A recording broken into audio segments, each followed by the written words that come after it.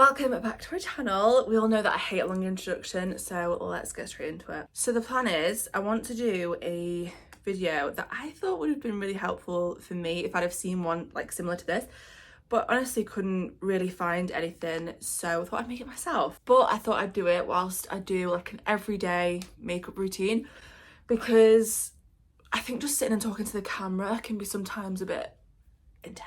So yes, that is the plan. So I'm just putting some primer on, and then I really want to nip out later on and get some fake tan, because the closer I get to my due date, the more I feel like I've let myself go.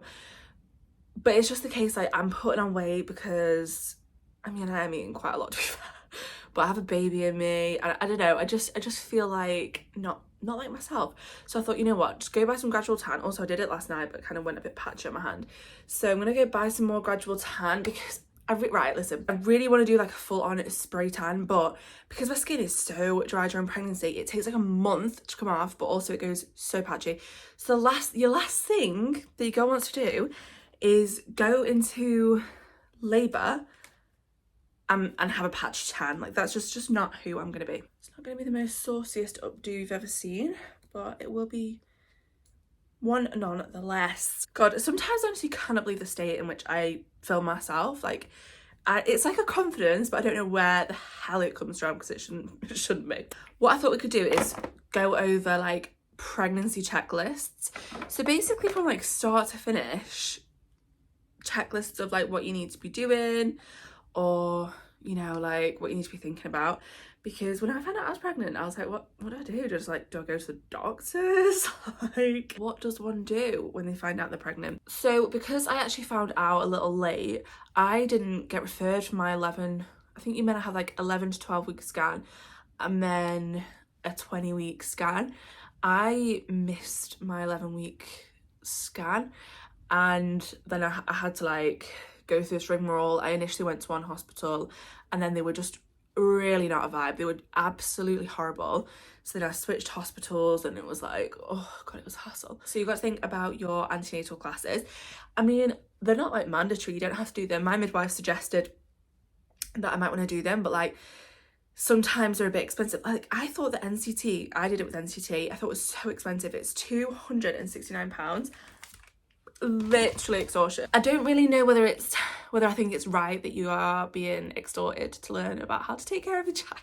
I don't know whether those things really mesh in my mind, but each their own. We had like an amazing teacher who I do think was worth the money.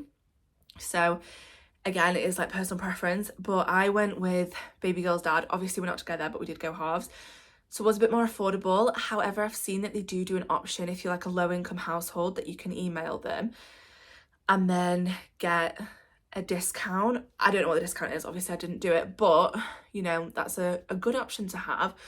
Or there's other providers. I've met people, like my friend had a baby last year and he said that he didn't vibe with the NCT at all. So everyone's different. Then you can obviously also think about doing hypnobirthing if that's something that you're interested in or want. So there is an online course that I believe is like £39. So I didn't do it basically because I've just had a look on like YouTube and stuff, and my mum has given birth 5 times to obviously me and my siblings. So I just feel like my mum knows a lot about that kind of stuff, and I found that I could get it for free on YouTube. God, I sound like so stingy. The reason why I think about money quite a lot is because I'm going to be a single mom, so I try and like save where I can. So like a lot of the things that I've bought baby girl have been secondhand. Like, don't get me wrong, my family have been buying stuff for her left, right and centre, and without them, I don't know what I would have done. But money wise, I just think I do try and be sensible. However, you know, £39 isn't the end of the world for some people, and you might want to do it.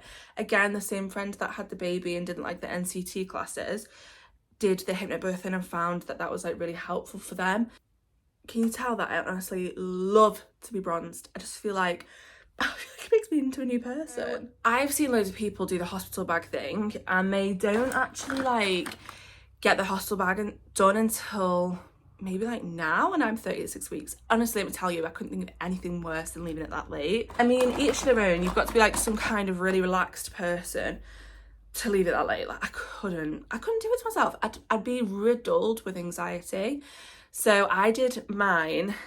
I did baby girls ages ago. I think I even did a video on it.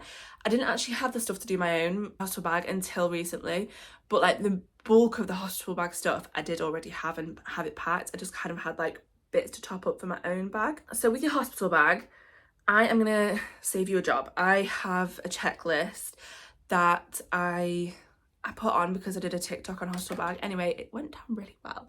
So I'll put the same checklist in the description. Just click on it and then save a copy, and then you've got that. Obviously, like it might be different for everyone, and some people might think, God, she's taking loads, she's obviously a first-time mom, and some people might think I'm not taking enough. So that hospital bag checklist is what I am taking. Take from it what you will, but you know, it's not gospel, and certainly do check out like what your midwife has to say and all that kind of stuff. I think for the sake of this video, I'll just put the baby one on there because that was going to be the next thing on the list. So it would be baby's hospital bag, like what they need to take. And some things on there aren't that obvious. So for example, I didn't realise, because I'm going to be using You in the Sheep, if he works, fingers crossed, or a white noise machine, that you need to take that with you to the hospital because it needs to be used from like day one of them being born if you're going to start integrating it. So things like that, which aren't so obvious, like I'll put on there. But I'll do the whole checklist so you can have access to those. But I'd say those are the biggest things that you need to like get done. But yeah, I'd say like those are the main things that I think you need to like consider thinking about. And just be mindful of your mobility and your own stress levels. Especially if you're like me and you're gonna be a single mum, then it's important, I'd say, to do things a lot sooner than you would if you had a partner. Because obviously, like if you have a partner, they can put the pram together for you, they can put the Moses basket up, whereas me, I had to put everything up myself. And like my family would have helped me, but I do not like asking people for things. I need to get over that because I actually just like shoot myself in the foot with it. But it's, yeah, just be mindful that if you are a single mom, maybe do think about getting things done a little bit earlier. Like my hospital bag and everything are downstairs because I'm like, well, if something happens where I'm on my own and I have to go to the hospital, I don't want to be in labour and like running up and down the stairs trying to look for a hospital bag. So that's the biggest piece of advice: get everything done as early as possible. And then even if you are in a relationship and you're with someone who can help you out, I do think it's nice for your mental health to just like have everything done and not have to be like worried so close towards giving birth and your due date that things aren't ordered or in the perfect place or anything like that. So even if you are with someone, maybe think about doing it earlier. And when I say earlier, I'm thinking like I did mine probably around 6 months pregnant, 6-7 months, and oh my god, it's been so nice like getting to like near my due date and be like, oh god, she could just pop out now, and I feel like everything would be organized. So I would recommend that, and then you can just focus on the exciting part of having a baby. Like it's so exciting. I think the closer I'm getting to the birth, the more nervous I'm becoming. Like I do think I am becoming a lot more anxious about the prospect of giving birth. But I think that's natural. I'm a first-time mom, like I don't know what to expect, and you know, who knows. So I hope this video wasn't too chaotic. I have actually got cramp in my foot, so I'm gonna go. But if you made it to this video and you liked this kind of content and you want to follow along my motherhood journey, I'm just so excited to have a baby now.